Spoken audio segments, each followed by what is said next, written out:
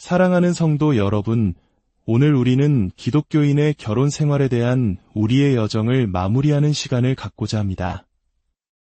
오늘 나눌 주제는 어쩌면 현대사회에서 가장 민감하고 논쟁적인 부분일지도 모릅니다. 바로 결혼 안에서 남편과 아내의 역할에 대한 이야기입니다. 이 주제는 최근 몇 년간 수많은 논쟁의 중심에 있었기에 신약 성경이 이 문제에 대해 어떻게 가르치고 있는지 깊이 살펴보는 것은 매우 중요하다고 믿습니다. 오늘 이 말씀이 여러분의 가정에 하나님의 은혜를 전하는 통로가 되리라 믿습니다. 잠시 시간을 내어 구독과 좋아요를 눌러주시면 이 귀한 말씀이 더 많은 성도님들의 가정에 전달될 수 있습니다. 여러분의 작은 손길이 복음의 씨앗을 퍼뜨리는 귀한 사역이 됩니다. 이 채널을 통해 주님의 평안이 늘 함께 하시기를 기도합니다. 이제 사도 바울이 에베소 교회에 보낸 편지 에베소서 5장으로 여러분을 초대합니다. 21절부터 함께 살펴보겠습니다. 성경은 이렇게 말씀합니다. 그리스도를 경외함으로 피차 복종하라. 많은 사람들이 이 구절을 결혼관계를 이해하는 가장 중요한 열쇠라고 생각합니다. 이 구절이 바로 뒤따르는 아내와 남편, 자녀와 부모, 종과 상전의 관계에 대한 모든 가르침의 대전제라는 것입니다. 그들은 이 구절이 상호 복종을 명령하고 있으므로 이어지는 아내들이여 자기 남편에게 복종하라는 말씀 역시 남편들이여 자기 아내에게 복종하라는 의미로 해석해야 한다고 주장합니다. 즉, 모든 관계는 평등하며 서로가 서로에게 복종해야 한다는 것입니다. 하지만 저는 이러한 해석이 성경 본문을 심각하게 왜곡하는 것이라고 생각합니다. 만약 이 해석이 맞다면 우리는 성경의 다른 부분들도 일관성 있게 적용해야 할 것입니다. 자녀들아, 주 안에서 너희 부모에게 순종하라는 말씀은 부모들아 너희 자녀에게 순종하라가 되어야 하고, 그리스도께서 교회의 머리됨과 같이라는 말씀은 교회가 그리스도의 머리가 됨과 같이라고 뒤집어야 할 것입니다. 이는 성경 전체의 질서와 의미를 혼란스럽게 만드는 기이하고 비상식적인 결론에 이르게 합니다. 오랜 시간 동안 수많은 성경 해석가들이 동의해온 것처럼 이 구절의 진정한 의미는 모든 그리스도인이 삶의 어떤 영역에서는 반드시 누군가에게 순종해야 한다는 사실을 가르쳐주는 것입니다. 우리 중 누구도 스스로 왕이 될 수는 없습니다. 저에게도 다른 사람의 권위와 리더십에 순종해야 할 때가 있고, 여러분 각자에게도 순종해야 할 자리가 있습니다.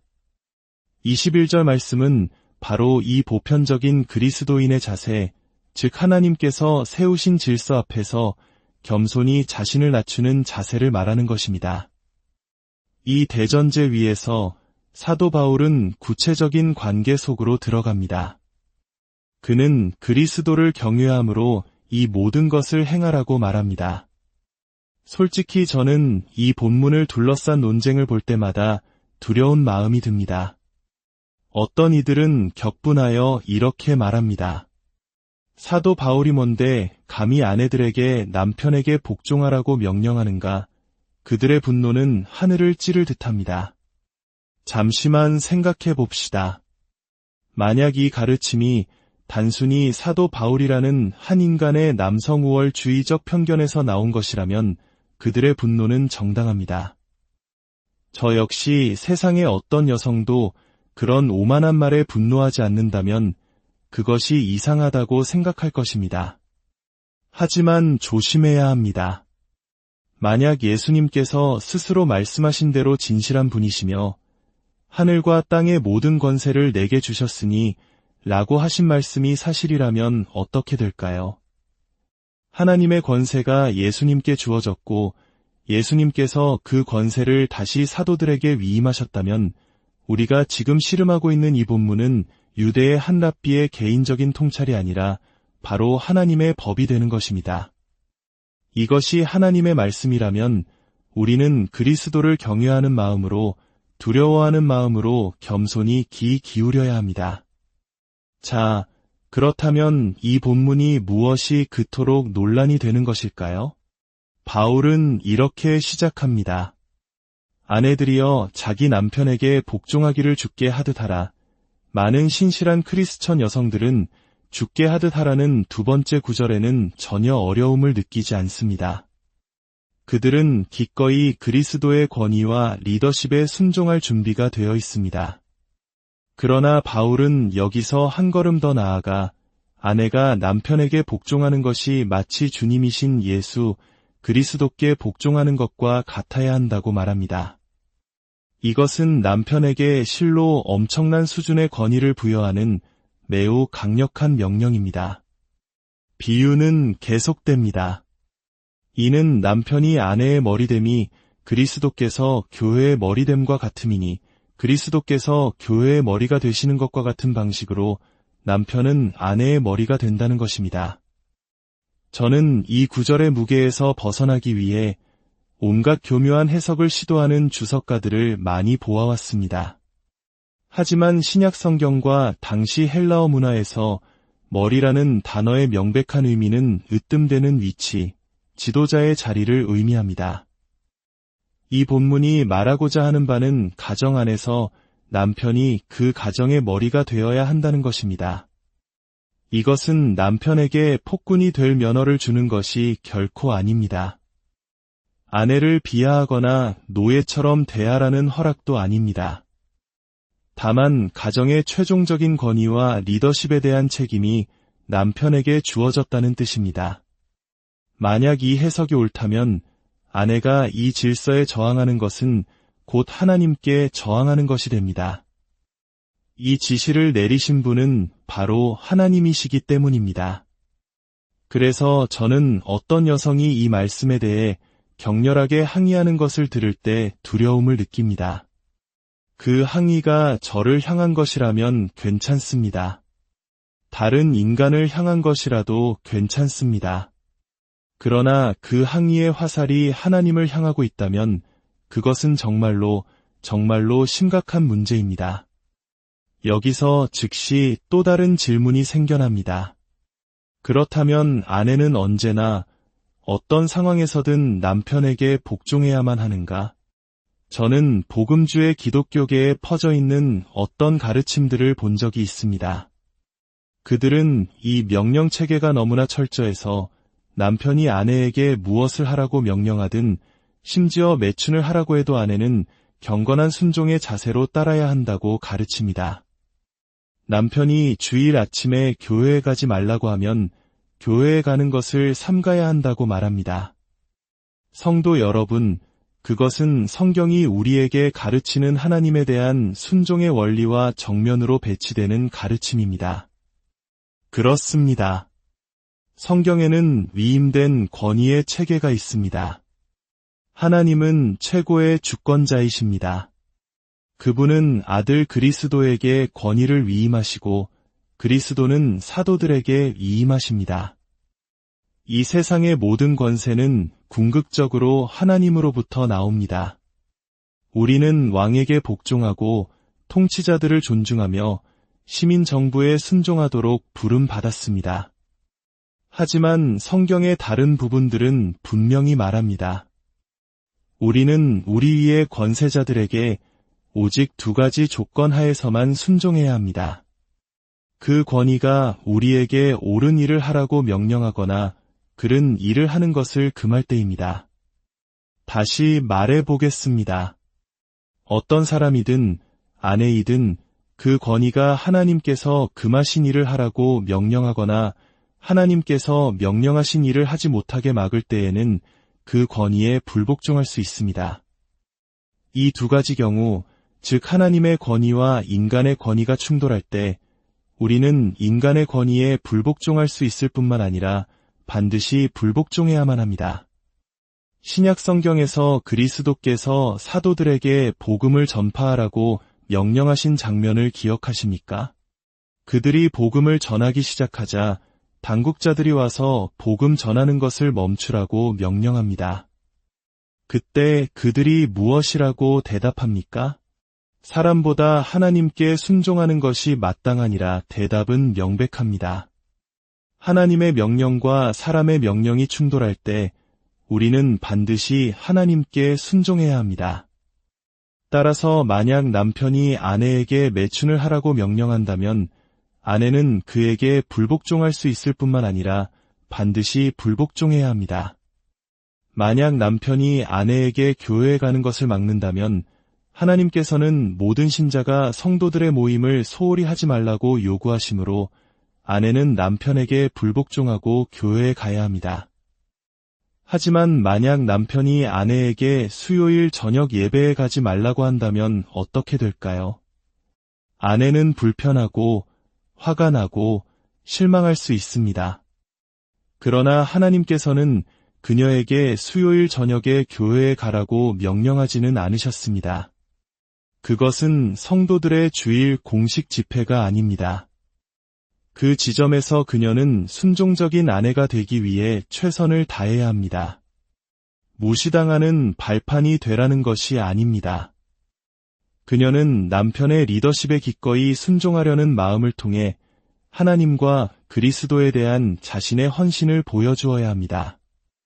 여성분들에게 한 가지 위안이 되는 말씀이 있습니다. 하나님께서는 유머 감각이 있으신 것 같습니다. 성경은 아내들이여 자기 남편에게 복종하라고 말합니다. 이는 세상 모든 남편에게 복종해야 하거나 모든 남자가 모든 여자에 대해 권위를 갖는다는 뜻이 아닙니다. 오직 자기 남편에게만 복종하는 것입니다. 저는 여기서 자기라는 단어를 좋아합니다.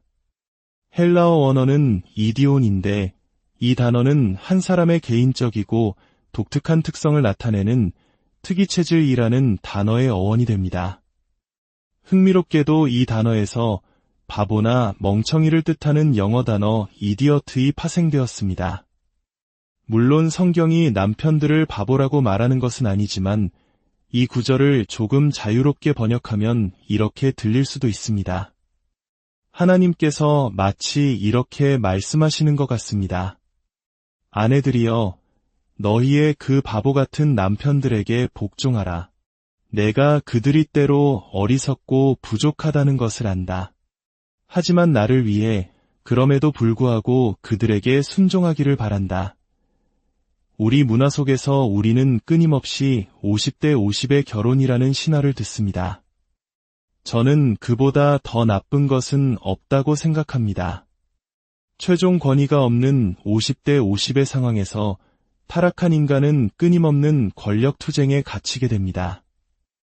모두가 지배권을 얻기 위해 주식의 51%를 차지하려고 안다라는 것과 같습니다. 하나님께서는 이 문제를 해결해 주셨습니다. 하나님께서는 최종 결정권, 권위, 그리고 리더십이 남자에게 있다고 정하셨습니다. 이것이 특권이라기보다는 저는 이것이 정말로 무겁고 무거운 책임이라고 생각합니다. 여성분들께 잠시 말씀드리고 싶습니다. 저는 지난 수십 년간 여성들이 남성들이 이 구절을 어떻게 해석해 왔는지에 대해 피를 토하며 외쳐온 것을 압니다. 남성들은 남자가 여자보다 본질적으로 우월하기 때문에 하나님께서 여자에게 남편에게 복종하라고 말씀하셨을 것이라는 잘못된 신화에 빠져 있었습니다. 그것은 전혀 사실이 아닙니다. 성경에서 역할의 분담으로서의 복종은 결코 열등함이라는 개념을 수반하지 않습니다. 심지어 우리의 삼위일체 교리에서도 아들은 아버지께 순종하시고 성령은 아버지와 아들 모두에게 순종하신다고 말합니다. 우리는 그 어디에서도 성령님이 아들이나 아버지보다 열등하거나 덜 존귀하다고 추론하지 않습니다. 마찬가지로 결혼 생활에서도 아내는 남편보다 덜 존귀하거나 덜 중요하거나 덜 가치 있는 존재가 아닙니다. 만약 남성들이 그렇게 가르친다면 그것은 성경의 명령을 잘못 나타내는 것이며 남성들이 자신의 역할을 왜곡하고 그것을 폭정을 위한 면허로 사용하는 것입니다. 그리고 실제로 그런 일들이 일어났고 여성들은 이제 그만 이라고 외쳤습니다. 우리는 여성들의 그 외침에 귀를 기울여야 합니다. 하지만 여성분들, 남성들로부터 들어야 할 이야기도 있다고 생각합니다. 남자들이 스스로는 절대 말하지 않기 때문에 제가 이야기를 하려고 합니다. 한 정신의학 연구에 따르면 남성은 여성보다 평균적으로 5배나 더 많은 악몽을 꾼다고 합니다. 이것이 무슨 상관이 있냐고요? 바로 이 상관이 있습니다. 남성들의 악몽에서 가장 자주 등장하는 단 하나의 두려움은 바로 가족을 부양해야 한다는 두려움입니다.